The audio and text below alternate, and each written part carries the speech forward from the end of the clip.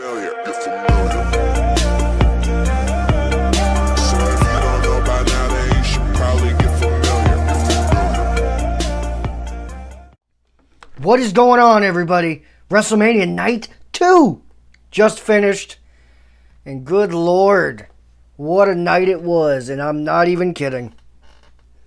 I did not expect to be sitting here after this weekend and say, hey, this wasn't the worst WrestleMania ever? How? How was this not the worst WrestleMania ever? But it wasn't. With all the hiccups and the lack of audience, obviously, and some matches being thrown in at the last second because Roman had to leave or Miz had to leave. Andrade had to leave. Florida shutting down. And they got it done. And not only got it done, but it was pretty good. What is happening? How was this WrestleMania better than most? Not ever. It's not, of course, it's not the greatest WrestleMania of all time. It's not top 10. But, good Lord, if there was a crowd, it might have been top 10. This was pretty good. This was pretty good. And let me just give a shout out first to every single wrestler, every cameraman, referee, commentator, Michael Cole. Michael Cole, you kind of sucked on commentary. But the shout out remains. You deserve it. Vince McMahon, everyone in the WWE for getting this done. Right now, there are no sports going on. Movies are not being filmed. Theaters are shut down. People are bored out of their mind. And when people get bored, they do dumb things. What do they say? The idle hands are a devil's playground or some version of that. Yeah. And Vince McMahon himself stopped at nothing to make sure we got a show this weekend. At nothing. All the people on YouTube, the douchebags who said, what are you going to do now, Vince? Florida's shut down. He changed locations. What are you going to do now, Vince? WrestleMania's got to be canceled. No, it doesn't. No, it doesn't. What are you going to do now, Vince? Roman Reigns is out of WrestleMania. He ad-libbed. He put in Braun Strowman and still gave him the title.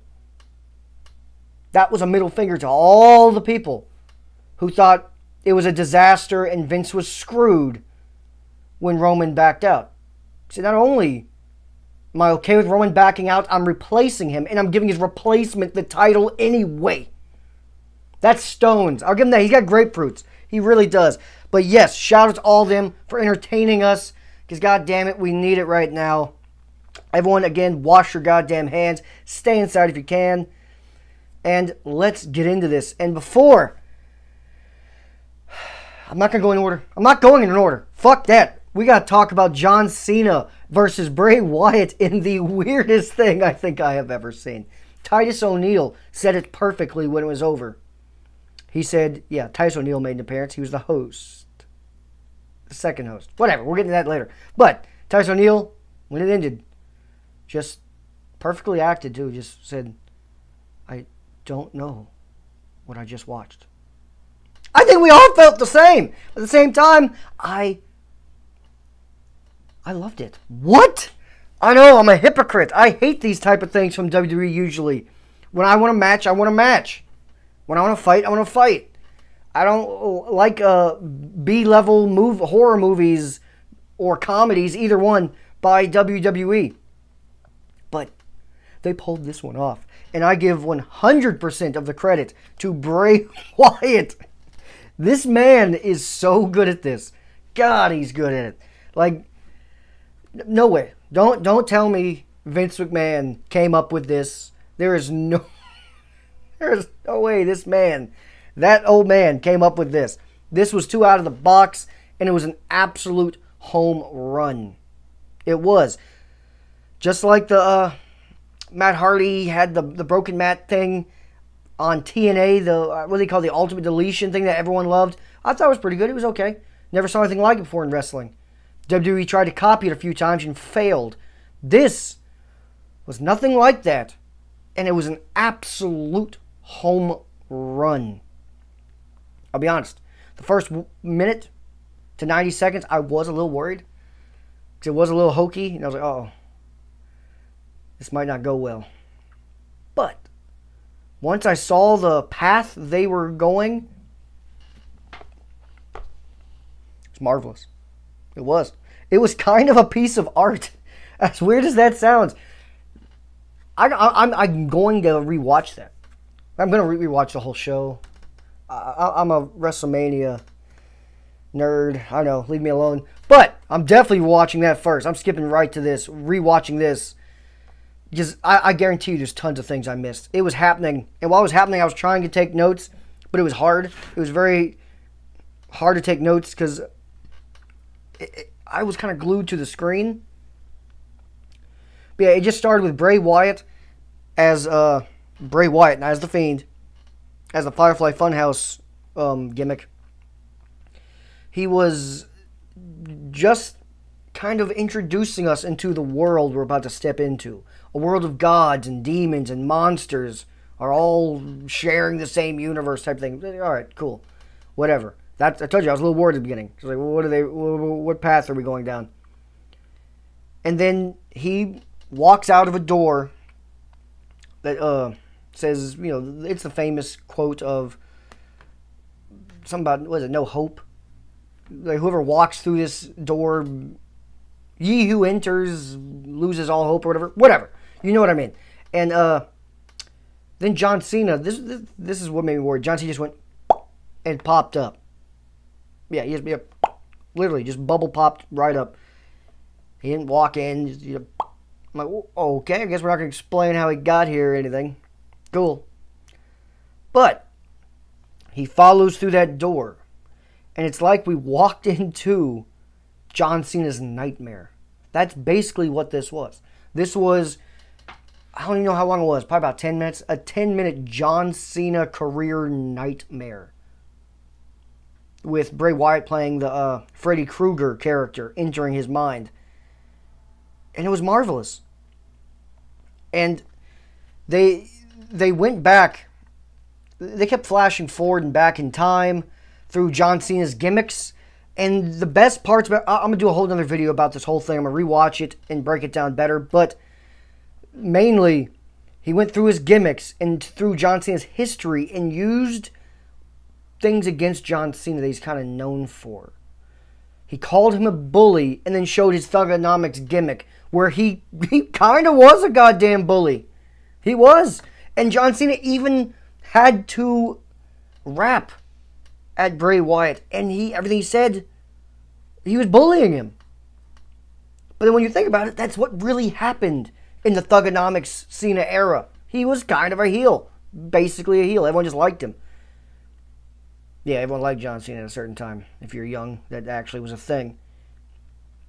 But after that, it was just, it was so good. He then called John Cena a man of the people. Because he is. He's supposed to be the, shout out to The Rock, but the people's champion nowadays. He is. He's the man of the people. The ultimate face. And it showed a clip of Bray Wyatt at WrestleMania 30 versus John Cena and the whole world in his hand thing. And the crowd's all going to it. And I remember that. And I was going to it too. Damn it. I wanted Bray Wyatt to win that match so bad. He did not, obviously. And he throws it in his face. He throws it in John Cena's face. That you say you're a man of the people, but you denied them. And he's done this his entire career. Faced people that should win. That fans want to beat him. And he never puts them over. Also, in real life, Vince McMahon's booking's fault. But it's not the point. It's the story here, goddammit. And then it was kind of weird. They did do a couple WCW flashbacks. Even though John Cena's obviously never been in WCW. It has nothing to do with WCW. But I'm assuming they were... Again, this is why it's definitely needs a rewatch. And why I think it's kind of a piece of art. Because he's doing a full-blown Hulk Hogan comparison in this. Bray Wyatt came out dressed as Eric Bischoff from WCW. Yeah, picture that one. Never thought in a million years I'd see Bray Wyatt dressing up as Eric Bischoff at a WrestleMania. Oof. and John Cena coming out as the NWO Hulk Hogan. It was kind of like a play on the heel turn that never happened that everyone wanted to see happen. Hogan got one. He did it, and he was fantastic. Cena never got it. Never did it. It had so many layers in this. So many layers. But let's just skip to the end. He then eventually drops John Cena with a Sister Abigail. And afterwards, he puts his mandible claw on. And the best little seasoning on it all is as John Cena is down, out like a light to the mandible claw, John Cena's own words are used against him. And is when he said to Bray Wyatt a few weeks ago that Bray Wyatt is the most overvalued, overhyped, and overprivileged superstar in WWE history. But after seeing those 10 minutes, that John Cena nightmare, Bray Wyatt made it seem like, no, you are the most overhyped, overprivileged star in WWE history. Somehow, in that span of time, Bray Wyatt has switched the script completely of how people should feel. And that is a very the Joker versus Batman-esque thing to do. Remember the Dark Knight? You say that you live long enough, you eventually become the villain?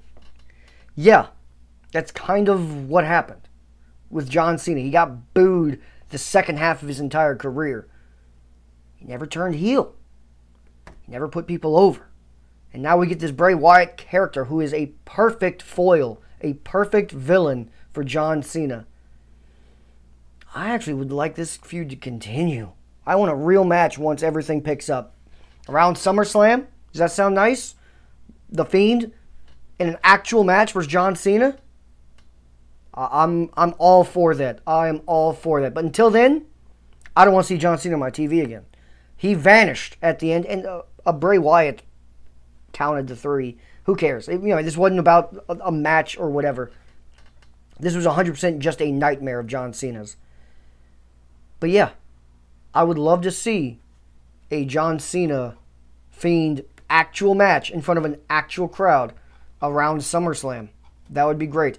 And if he's busy filming Transformers or another Fast and the Furious, fine. Then WrestleMania. That just needs to happen. I would love to see it. It would be sweet. But let's get into the actual show itself. Do we need to talk about the pre-show? Natalya. I almost want to gag every time I say Natalya. Natalya. Ugh, God, she just needs to retire. I'm tired of her. I'm done. Look, I respect the Hart family, but Natalya, it's time to hang it up. Go to NXT as a trainer. Do that. We're done. Go with Tyson Kidd. Go train someone at NXT. Liv Morgan won. Who cares? Yeah, surprisingly, Night 1 had a lot of who cares moments. This night didn't really have that many who cares moments. Let's get into it. Rhea Ripley versus Charlotte Flair for the NXT title was the first match of the night. To me, by far, the best women's match of the weekend. I don't even think it's that close. They beat the holy shit out of each other. It was like they were almost perfect. I saw a couple little rough transitions, but who cares? It was very good, and as much as a lot of people are going to hate it, the right woman won. They did, for multiple reasons. One, because Charlotte is on this path to being the all-time greatest female competitor in history, if she isn't already. I think she already is. But, not only that, but it's going to help NXT so much. Because now they have a big name on their brand. And she, by winning the Rumble and then going at Mania and winning the title, has shown that NXT is kind of a third brand more than a developmental brand. At least in this circumstance. She chose going for that title over the others. That tells you something. And we might get more rematches between the two, which I wouldn't be mad at, but I would prefer Charlotte to do her own thing sooner than later. on NXT with the belt against other women down there to try to raise them up and maybe carry the belt for a while. And because right now, besides Bianca Belair, there's not a whole lot down there. There really isn't. Maybe Toni Storm, Charlotte? That sounds pretty good. Stuff like that. Mia Yim, Charlotte? Sounds pretty good.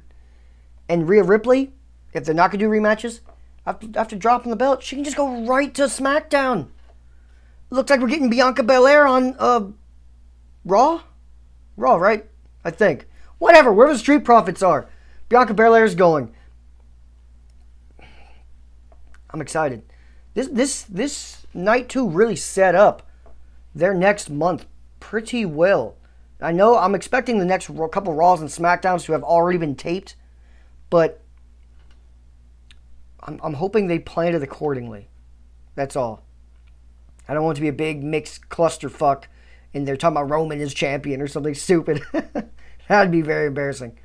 But next up we had Aleister Black versus Bobby Lashley in the Who Cares match of the night. And it's not their fault because I actually kind of like both these men, especially Aleister Black, but I don't mind Bobby Lashley. I think he's been completely criminally misused since coming to the WWE. Besides that, I like the guy. He's good at what he does. Great look. I wasn't a TNA Impact whatever guy, but the little I saw there, he was a star. Just saying. It's a shame he's never faced Brock yet. That really pisses me off.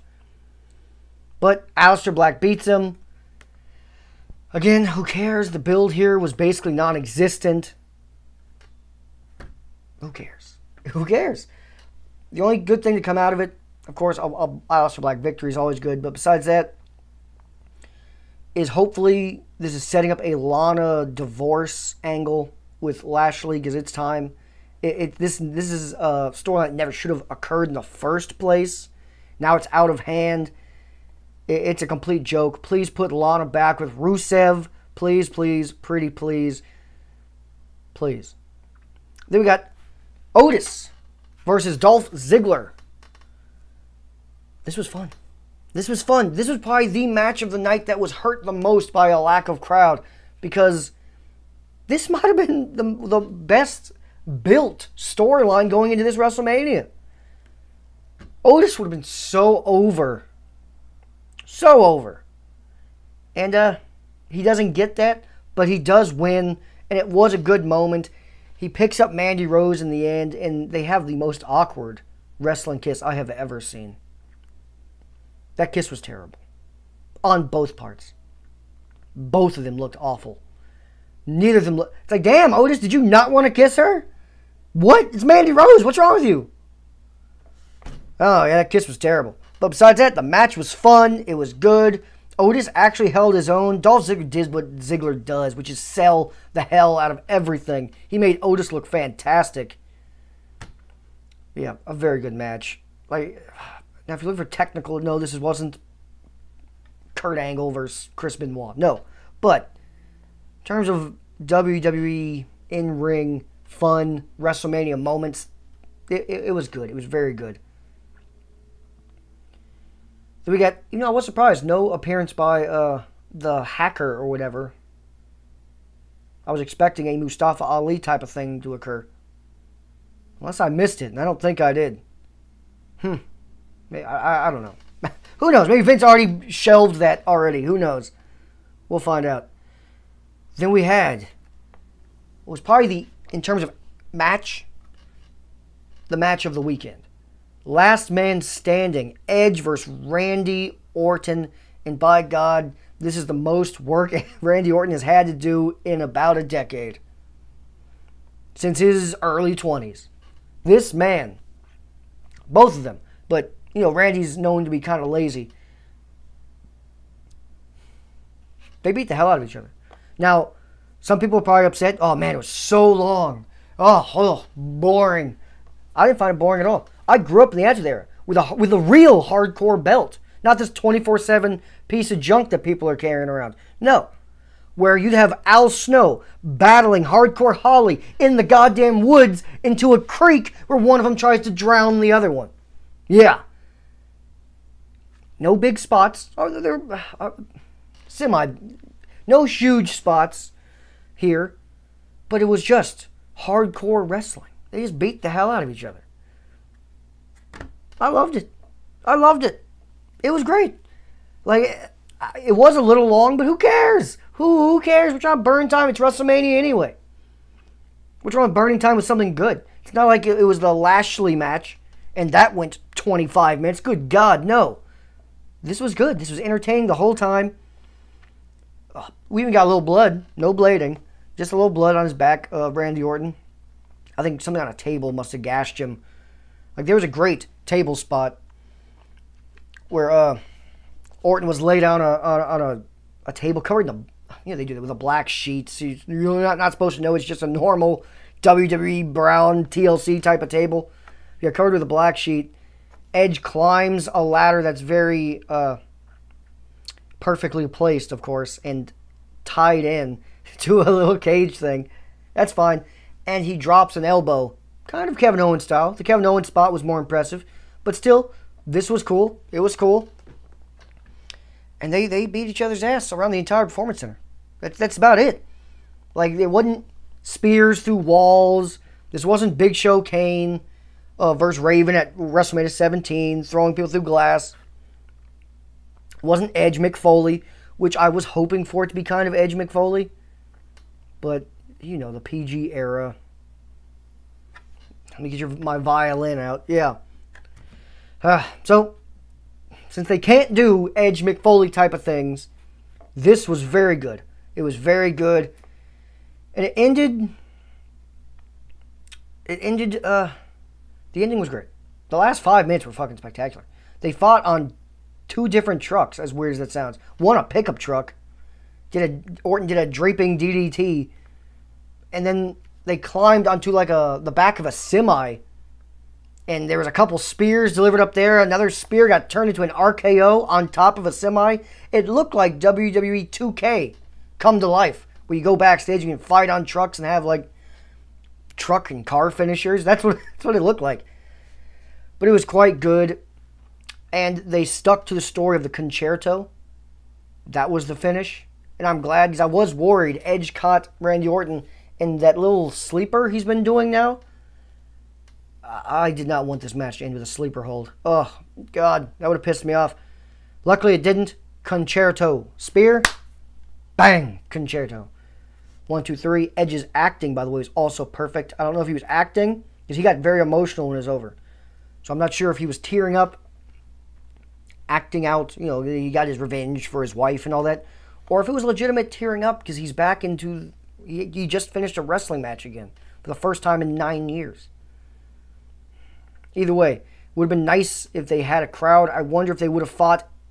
I actually guarantee the finish would have happened somewhere in the ringside area in front of the crowd if there was a crowd. But they did great. This was fantastic. Anyway, the Street Profits defending, okay, it's Raw. The Raw tag titles versus Austin Theory and Angel Garza. And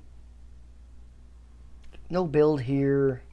And it's 100% because Austin Theory had to be put in it because Andrade couldn't make it or got sent home or whatever. So they did the best they could. Match was okay. The finish was nice. The last 30, 60 seconds of the match was nice. But we all knew Street Profits were winning. Austin Theory's not going to all of a sudden win the tag titles with Angel Garza for no reason. They're just waiting for Andrade to be able to come back. That's all. It was okay. This wasn't the best weekend for tag team wrestling. It really wasn't. And don't tell me the ladder match, because that wasn't even a tag team match, god damn it. I know it's for tag titles, that wasn't a tag match. No one had a teammate. But then we had the Fatal 5-Way elimination for the SmackDown Women's title. Now this ended up being pretty good, but God, it was a mess at the beginning. Just a cluster. A cluster. But that happens with women's wrestling right now. It's always been this way. When there are multiple, when there's 4 or more women at the same time in a ring, it's usually kind of a cluster until the finale. And it was. A lot of people like kind of missing spots and kind of bumbling over each other.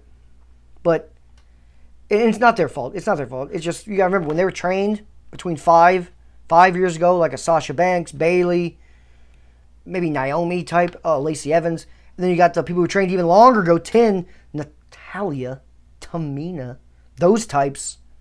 Ugh. Women's wrestling was not held to this standard that it is now. So when they're being trained, they didn't expect to have to be this crisp as people expect nowadays. So I don't blame them. The next wave, like Rhea Ripley, perfect. Toni Storm, fantastic. All the most recent are way better in the ring. But overall, you know, it was alright. It was pretty good. The ending was good. They made Lacey Evans look like $1 million. Tamina got the predictable Big Show treatment, which I called on SmackDown when they've been using the last 2-3 weeks to make her look like a beast just to be eliminated with everyone's finisher early. Big Show 101. Come on. But yeah, Bayley retains, as she should. And they didn't really get the post-match thing I wanted. I wanted the turn to happen. I'm tired of the boss hug thing. I'm done. I've been done for 3 years. And they just keep doing it. Just turn or just stop. Just stop. Break them up. Put them on different brands. I'm done with it. No one turned. It didn't happen. Actually, the opposite. Sasha helped Bayley. Long-term storytelling. The story sucks. And then we had the John Cena, Bray Wyatt, Firefly Funhouse. Talk about that. I'm going to do a whole nother video. Probably in a day or so on it. Oof. So good. Then we had our main event. Drew McIntyre versus Brock Lesnar for the WWE Championship. It was standard Brock Lesnar stuff. And normally I like Brock Lesnar matches, and I was into this. I was for the first 2 minutes because I felt like it was kind of unpredictable of who was going to win. But then Byron Saxton opened his goddamn dumb mouth and multiple times just kept proclaiming that Drew has no chance and stuff like that. Say, all right, he's winning. Drew's winning, everyone. They said the babyface has 0 shot. Yeah. Bad commentating. You can't do that. Don't give it away. That makes it obvious. Make it seem like it's close. Don't seem like it's impossible, because if it's impossible, we know he's going to win. But I'm okay with Drew McIntyre winning. I would have preferred Brock retaining here, since there was no audience to coronate Drew. But, hey, what are you going to do? And it wasn't the best put together. There was nothing original in this. This might as well have been the Goldberg-Lesnar match, but on a worse level. It wasn't as good. It just wasn't. The excitement wasn't there. The adrenaline wasn't there. Once Saxton started running his mouth, you knew who was going to win. And once the F5 started, I think he hit 3. Once those started, you knew Brock was going to lose. You just knew he was going to lose. Took a hell of a lot of claymores, so that's cool, but yeah, I just, at this point, I don't know if we want Brock Lesnar to be the Beast, the Bowser, the final villain at the end of the video game. Because now it's starting to be like a lot of people can beat him. Recently, he's lost Seth Rollins. Then Roman Reigns. Now Drew McIntyre. And not that long of a period of time. I would have been way more okay with this and happier with the ending if Drew McIntyre was booked a little stronger for the last 6 months. He won the Rumble, but that kind of came semi out of nowhere. And then he went through a comedy gimmick, which was not good for someone trying to beat Brock Lesnar. So I don't know. I do, but I'm not shocked because, again, Vince McMahon called Drew McIntyre the future ages ago, decade ago. So eventually Vince was going to make sure that occurred just to stroke his own ego, and it happened. Congratulations, Drew McIntyre, though. He's a hell of an in-ring worker. He, to me, is the next Sheamus. I hope they book him strong going forward. And I hope that I kind of hope they turn him heel sooner than later. Because if as a face, he's not going to hold the belt long. Same with Braun Strowman. But overall, I give this WrestleMania night 2. A B+. A B+. Yeah, this is pretty good. Pretty good. Who knew? Who knew? I didn't expect that. I didn't. I went into these expecting 2 D+ shows, maybe C- for night 2. But no. We got like a C+ and a B+. The overall weekend, I'll give a solid B to. A solid B. Yeah. I was sports entertained. And since it wasn't 17 hours long, it was kind of easy to watch. Yeah. Did miss the audience, though. I'm not even going to lie. And the great grandeur of the pyro. Definitely missed that also. But they did what they could, and for what they could do, B overall for both nights. Congratulations, WWE. You pulled this one out of your ass. It was a low-key success. And for those of you who want to say Vince McMahon is an idiot for doing this and putting coworkers and people's lives at stake, hey, you can't say that and then go work at Target the next day. Come on. That's way more dangerous. These people are working with the same people they work with most of the time anyway. You know what I mean? If Braun Strowman has it, he probably so does Brock Lesnar anyway. They're usually around each other. You know what I mean? That's just, they're all in the same room anyway. So you can't say that shit and then go work at Walmart or something where tons of customers, hundreds of people are in there. Stop it. Stop it, stop it, stop it. He pulled it off. They pulled it off. Congratulations to all of them. Again, I thank them greatly for doing this. Not just for me, but because I have other trash TV I can watch. I have a bunch of DVDs, but there are a lot of people who are just losing their shit right now. Are just bored out of their mind. Cabin fever. I hope this helped them. I hope this helped all of you. Let me know down below what you guys thought of the show overall. Both nights. And I'm going to do a video on the winners and losers of WrestleMania weekend. Yeah, let's get into that.